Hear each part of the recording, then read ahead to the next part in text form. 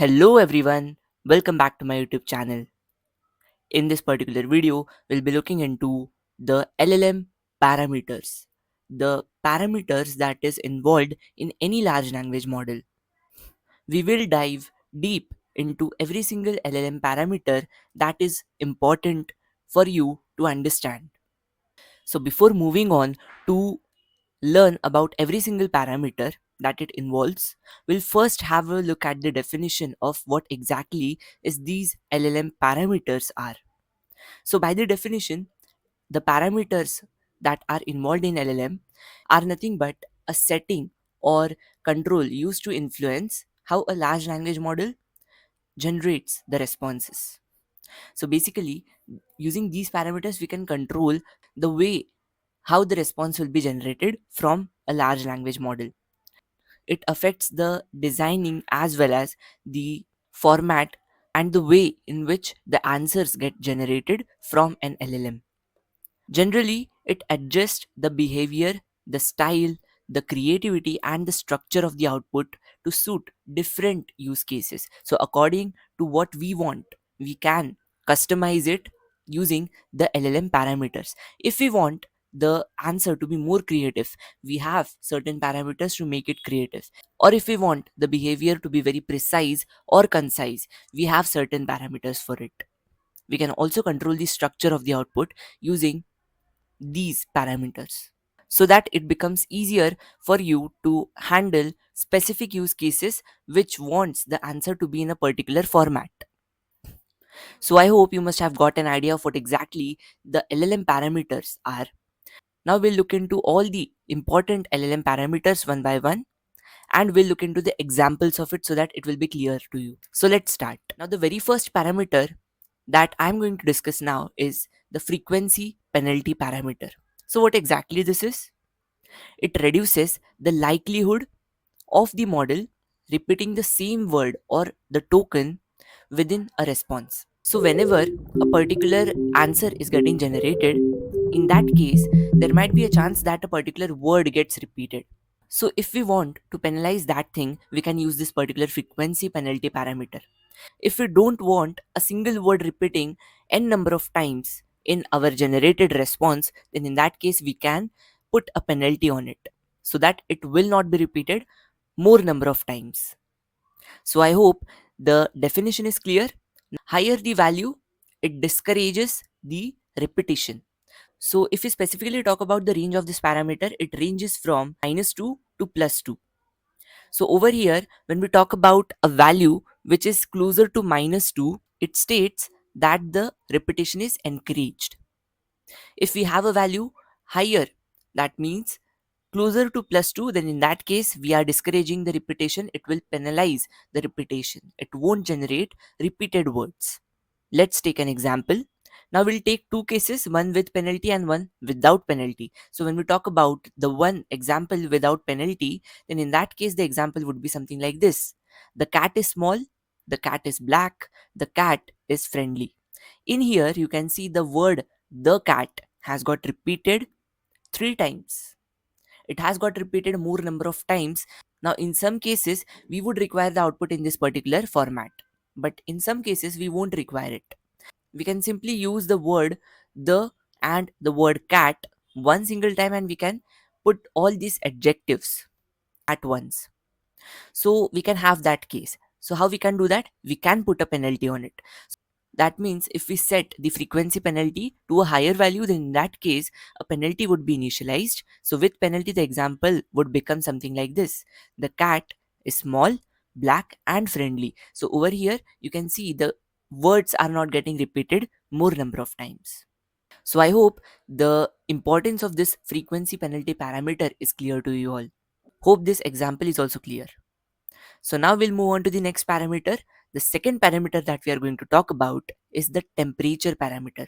This is the most commonly used parameter, as well as this is the most important parameter that has to be talked about when it comes to LLM. Let's have a look at the definition. It controls the randomness in the output. To be very specific, it controls the variation in your output. Now let's take a scenario. If you want your output to be very specific, very precise, then in that case you can use this parameter to adjust it. There can be one more scenario where you want your output to be very random, very unpredictable, and very variable. Then in that case also this parameter helps you. So how it helps, let's check. Now whenever this temperature value is set to low, then in that case it makes the model more deterministic, more specific, more precise. Your answer can be your answer becomes predictable. While when we talk about higher values, if your temperature is set to high, then in that case it increases the creativity. That means it increases the variation in your answer. Your answer becomes more unpredictable. Now let's take an example. Let's say if your query would be something like this: what is the capital of India? Then in that case, our answer would get generated from LLM. Now we'll take two cases. One with the case where temperature value is closer to zero, that means it has a low value, which means the answer that is expected would be a deterministic answer. And secondly, we'll take one more case where we will set the temperature value too high. In that case, it will be more creative. In the first case, where the temperature value is set to zero point 0.2, which is closer to 0, the answer is very specific. The capital of India is New Delhi. There is no innovation, no creativity involved in this particular sentence. It is very specific, very precise, and very concise. Now, when we talk about another case where the temperature value is set too high, let's say it is set to 1, then in that case, the answer would be something like this. It is it is saying that New Delhi is the capital of India, which is known for its culture, history, landscapes, food, and festivals. Here we didn't ask about what India is known for, what New Delhi is known for, but still it gave this particular output. Why? Because our temperature value is high. It has tried to make the answer more creative. So we can adjust the creativity of the generated response using the temperature value. I hope the meaning of this particular parameter is clear to you all. Now let's move on to the next important parameter, which is nothing but the context window. So this particular parameter is not a direct parameter to pass in the LLM. Instead, you can pass it via the max tokens, which we are going to discuss ahead. So now what exactly is this context window? Let's see. The maximum number of tokens the model can use to consider the conversation's history is nothing but your context window. So basically your conversation will go in this manner.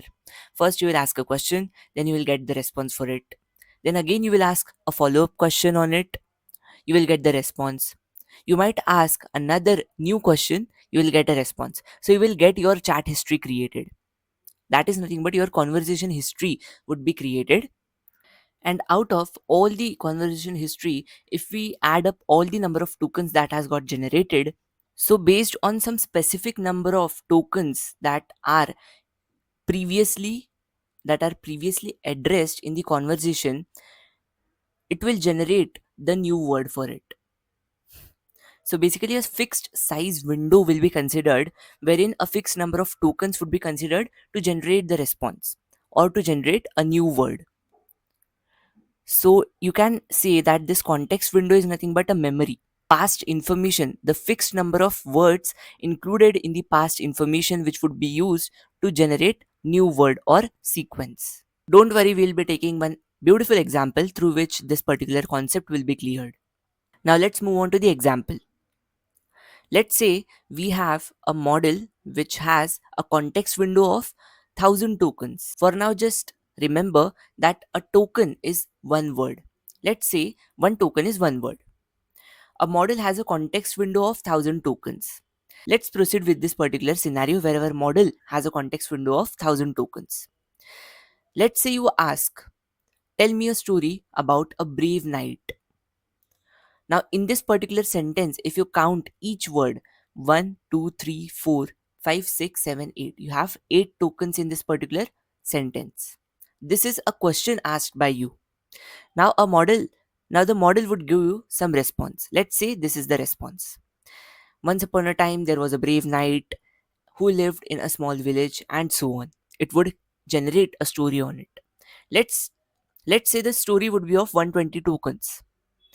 So we had 8 tokens in the question and 120 tokens in the response that model has given. Now let's say you proceed with the conversation. You ask one more question. What was the knight's name? It contains 6 tokens. Now for this the model would have given some response. The response would be something like this. The knight's name was Sir Gallen, which is 7 tokens. Now remember one thing, a token is not always a word. It is the smallest size of input. Now in this particular scenario, we had 8 tokens, 120 tokens, 6 tokens and 7 tokens. So if we add all these number of tokens, we would get 8 plus 120 plus 6 plus 7, which is nothing but 141 tokens. Here we only have used 141 tokens. But our limit is 1000 tokens. So even if we proceed with the conversation, it's okay for now. But what if the conversation goes on for long and it exceeds this particular threshold of 1000 tokens, which is the limit for the context window? Then in that case, if such a scenario occurs, if conversation exceeds 1000 tokens, let's say it is now 1200 tokens, which is 200 tokens ahead of the size of the context window that was initialized. Now what happens at this particular point? At this point, the model forgets the first 200 tokens, that is the oldest messages. You can see it all started from here. Tell me a story about a brave knight. So from this particular token to the 200 token, the first 200 tokens will be forgotten because it will always keep the previous fresh 1000 tokens only as its memory. Now since we are containing 1200 tokens, that is why we can skip the first 200 tokens. The model will not consider the first 200 tokens the part of its history, rather it will only consider the previous 1000 tokens.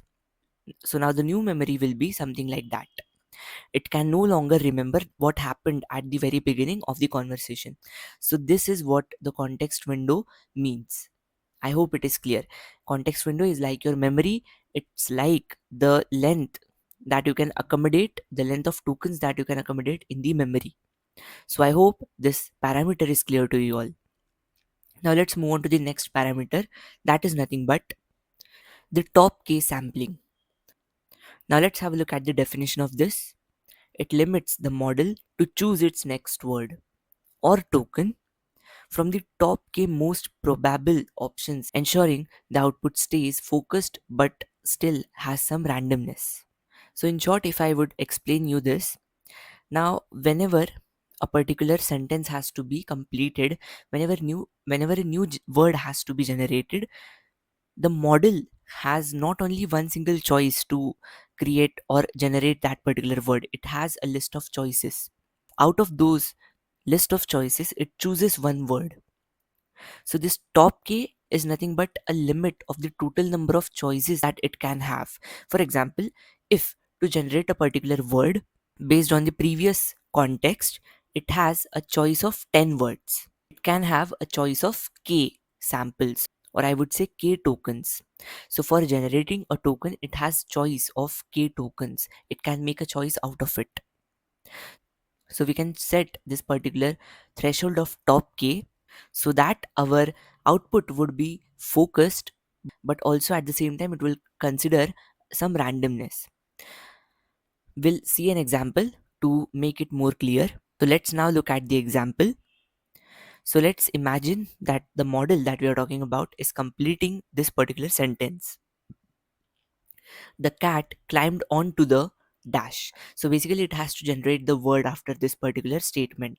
The cat climbed onto the dash. Now here any word can come. There are n number of choices we can consider to put at this particular position as a word. But how the model decides it? It decides based on its history. Whatever history or whatever conversation it was talking about, or whatever history it has, for this particular statement to be completed, it will consider that. So based on the history, it will get a list of choices to predict or to fulfill this particular statement. Let's say it has some choices. The model calculates the probabilities for the next word. Let's consider these choices. First choice is roof, which has a 40% probability. Next is tree, it has 30% probability. Next we have the word chair with 15% probability. Next the word dog with 10% probability. So it has generated these four list of choices from which it has to consider one to complete this particular statement. This all happens in the backend, but this top k parameter can control it. So it has now four words. Out of this, it has to make choice. Now, what what role this particular top k plays over here? We'll now discuss it. Let's say we have a top k value initialized to 3.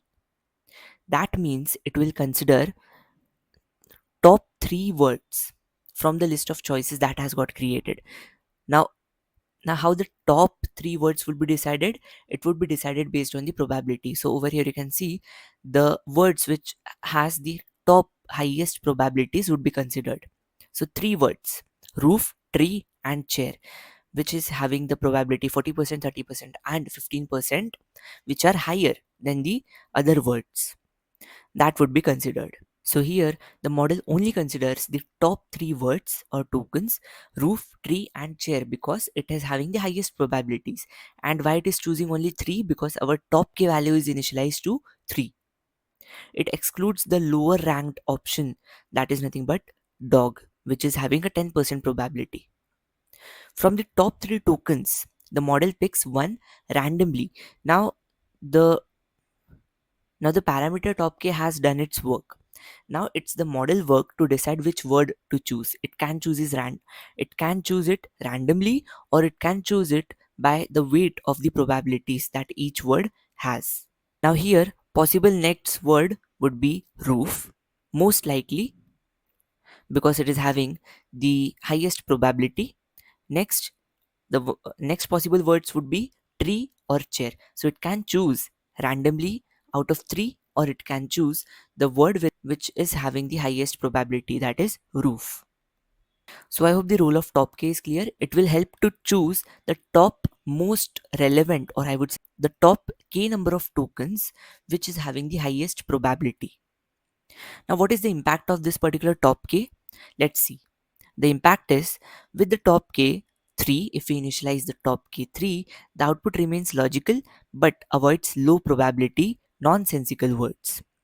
So basically here you would be having randomness, but at the same time it will also avoid the low probability words as well as the nonsensical word which doesn't make sense according to the context that is getting discussed over here. Next, if you set the top k value to 1, here only one single most probable token would be considered. That means the token which is having the highest probability, only that particular word would be given as a choice to the LLM to choose from, making the output completely deterministic. So if you want to make your output very precise, very specific or very deterministic, then in that case you can set the value of top k to 1. So I hope the top k parameter is clear to you all. Let's move on to the next parameter. Now, before moving on to this particular parameter, I would first make you understand what exactly a token is. So we'll first see what exactly a token means. By the definition, it is the smallest unit of text. For example, it can be words, it can be subwords, or it can be characters used by the model. Generally, characters are not considered, but it could be words or subwords, or you can say root form of word. So it is the smallest unit of text. So I hope the token definition is clear to you all. Longer inputs or outputs consume more tokens, affecting the computation cost. So always remember that whenever a particular large language model is asked to generate more number of tokens or a lengthy answer, then in that case the computation cost would be obviously higher because it has to make more effort generating more number of tokens. But if you ask it to make the answer very precise, then obviously the token number would be limited and that will reduce your computation cost. So this is one fact, that longer inputs or outputs would consume the higher computation cost. So I hope this is clear. Let's take an example. He is clever. This is a sentence which comprises of 3 words: he, is and clear. So we can say that this particular sentence contains three tokens. Even if we try to break each word, all of these words are already at its root form. That is why it is three tokens. But for some words, if that particular word is comprising of two different words or basically two different subwords, then in that case one word would be considered as two tokens. So I hope you are getting it. Hope that the token concept is clear to you all. With this, we'll now look into one more important parameter, that is nothing but the max new tokens. So let's have a look at the definition. By the definition, it specifies the upper limit on the number of tokens in the response. So by default, it will put a threshold on the number of tokens that has to be generated. If you set the value of the max new tokens, it will try to generate the response within that particular maximum number of tokens that you have specified. It won't exceed that particular value. Example, if you set the max new tokens to 20, the output will not exceed 20 tokens. It will always generate, the LLM will always generate the output within 20 tokens. So I hope this parameter is clear to you all. This is very much powerful parameter because using this parameter you can reduce the computation cost, you can make your response faster, as well as you can have a control on the response type that LLM generates. So choose the value of this particular parameter wisely according to the use case that you are working on. Now let's move on to the next parameter, that is nothing but top P, which is a type of sampling. To be precise, it is nucleus sampling. Let's look at the definition of it. Instead of picking a fixed number of tokens like top K, if you remember in the top K parameter, we were giving a choice list to the LLM with a K number of words that were actually having the highest probabilities. So instead of picking the fixed number of tokens like top K, the top P parameter chooses the tokens from the smallest set where their combined probability reaches a certain threshold. For example, 90%. This creates a balance between randomness and coherence. So, what ideology is used here? Whatever list of words are probable to be generated, we can simply add up their probabilities until we get a particular threshold, for example 90%, and we'll consider only those words with added probabilities as a choice list to be given to the LLM to make a choice from it. So let's take an example. In this particular example, you just have to imagine the model is completing the sentence. The cat climbed onto the. We are taking the same example. Here it has to generate one word. Now, from the choices, the model assigns probabilities to possible next words. It has, since it has to create the next word, it will obviously have a draft at the backend which will contain the list of words that can come at that particular place with their weighted probabilities. So let's say we have these words: roof with 40% probability, tree with 30%, chair 15%, dog 10%, bed 5%, and carpet 1%. Previously, while considering the top K, we were choosing the top three words which is having the highest probabilities. When we talk about top P, let's see how it works. If we consider the top P value to be 0.9, so basically you can set this value from 0 to 1. 0.9 means 90% probability. So now what will happen? Let's see. The model will add up the probabilities until they reach 90%, that is 0.9. So we'll start from roof, that is with the highest probability, 40%. Then we'll move to the next with 30%. We'll add them. 40 plus 30 gives us 70. We'll check whether it has met the threshold. No, it is still lesser than 90%. So we'll continue and take the word chair with 15% probability. So 70 plus 15 gives you 85. We'll check whether 85 is lesser than 90. Yes, we can still go to the next word. Next word is dog, which is having the probability 10%. Now we had the probability of 85%. Now the next word is having probability of 10%, which is When we add it, we'll get 95%. We'll check whether it is lesser than the threshold.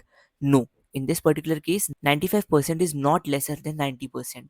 That means we have now reached our threshold. So we will consider these four words: dog, chair, tree, and roof. This will be now our choice list that will give to the LLM so that it will make a choice from this randomly or with the highest probability. So the same thing I have written over here. The selected tokens will be roof, tree, chair, dog. Their combined probability is 95%. Excluded tokens are bed with 5% probability and carpet with 1% probability because they fall outside the 90% threshold. So I hope this particular thing is clear. Now, whatever are the selected tokens, the model will randomly pick one weighted by their probabilities. So for now, from these four options, it will choose the word roof, and the sentence would be completed something like this: the cat climbed onto the roof. So I hope this top P parameter is also clear. Hope the difference between the top K and the top P is clear to you all. This is the most important question, and also in many interviews it might be asked. So it has to be clear to you all. If you are still not clear, I would recommend you to watch that part where I have explained top K and top P sampling parameter. So I hope this thing is clear. Now let's move on to the next parameter. The next parameter, that is the seventh parameter, is presence penalty. Let's have a look at the definition. This particular parameter encourages the model to discuss new topics by penalizing the tokens already present in the context. So if you focus on the word, it contains presence. So whatever words are already present, this parameter would put a penalty on those present words so that those words would not be occurring again. So basically what it does, whatever words are already present in the context, in the current generated, or I would say in the past generated text, whatever words are present, it would try not to generate the same words. It would try to explore more different variety of words and would try to make the answer more creative and more variable. So with the example it would be cleared. The example is something like this. So if we do not put a penalty, that means if the presence penalty is not initialized, then in that case the output is something like this: apples are sweet, apples are healthy. So here you can see the word apple has got repeated. That means the same words is getting repeated. The model is not trying to explore new words, or I would say new context. Here new topics are not getting discussed without penalty. But when we put a penalty, the response would become something like this: apples are sweet, they are also healthy fruits. Here you can see a new word is introduced: fruits, which is disclosing the category in which apple falls. So it tries not to generate the same words, instead, it tries to explore new words. It tries to explore new topics. Now, a question might have arise in your mind that one of the previous parameters, that is nothing but the frequency penalty, was also looking after the repeated words. It was setting a penalty on the word which are getting repeated so that it won't generate the same words again. Then, what is the use of this presence penalty and how it is different from it? So if you look at the frequency penalty in that parameter, I already have told that that particular parameter will try to reduce the occurrence of same words. It won't try to explore new topics. It will only try to reduce the frequency of the words that has already got occurred. But here, the presence penalty parameter will also introduce new topics. It will not only penalize the occurrence of the repeated words, it will also generate new topics or explore new words. So this is what is the difference between those two parameters. So I hope the difference is clear and the meaning of each is also clear. Now let's move on to the next parameter, that is Logit bias. Let's have a look at the definition. Logit bias allows you to increase or decrease the chances of certain words or tokens being selected by the model. Basically, using this logit bias, you can just control the occurrence of some words, some specific word that you don't want your model to generate as an output. You do this by applying a bias to the logits. that is nothing but the parameter, which are the raw probabilities of specific words. So basically you can just address the ID of some words and you can put a penalty on it so that that particular word would not be generated. This can either make a word more likely to appear or less likely to appear. So using the Logit Bias parameter, you can make sure that one particular word has to occur or it doesn't has to occur in the entire generated response. You can simply control the occurrence of some words, whether it has to occur more number of times or it should not occur at all. I hope the definition is clear. Now let's see an example. Imagine the model is generating a response and one of the possible next word is banana. You don't want banana to appear. So you apply bias to reduce the chance of it being chosen. So while passing the arguments of list of parameters to a model, there you initialize the logit bias and you set a particular threshold to certain words with their IDs that this should occur or this should not occur. So for the word banana, you can simply set a bias to reduce the chance of it being chosen by the model so that the word banana won't appear in the generated output. Now, if we do not apply any logit bias, then in that case, the model might have an equal chance of choosing the words like apple, banana, orange. Over here, you can see these three are the words that the model can choose from to generate the new word. Obviously, over here, you can see if we do not have any bias initialized, then the banana would also be one of the choices from the choice list. But if you put bias to the word banana, then in that case, whatever words would be occurred in the choice list, in that banana would appear, but the probability of it to appear would be 0%. So the bias makes it almost impossible to choose. So I hope this particular logit bias parameter is clear to you all. You can use this particular parameter to control the occurrence of certain words which contain inappropriate language. For example, some bad words or some words which might hurt the feelings of someone. So you can just apply bias on those words. So I hope this particular parameter is clear. Now let's move on to the next parameter, that is nothing but the stop sequences. Let's look at the definition. A token or a set of tokens that, when generated, stop the model from continuing. So basically, stop sequences is a parameter which might take certain words or token, certain specific token. Even if the LLM tries to generate the output, if it address that particular specified token, it would stop there. It would stop generating the response. We'll see an example. Setting the end as a stop sequence ensures response terminate when end is generated. So while generating the response, whenever end is getting generated, whenever the end word is getting generated, it would stop there. It won't generate further.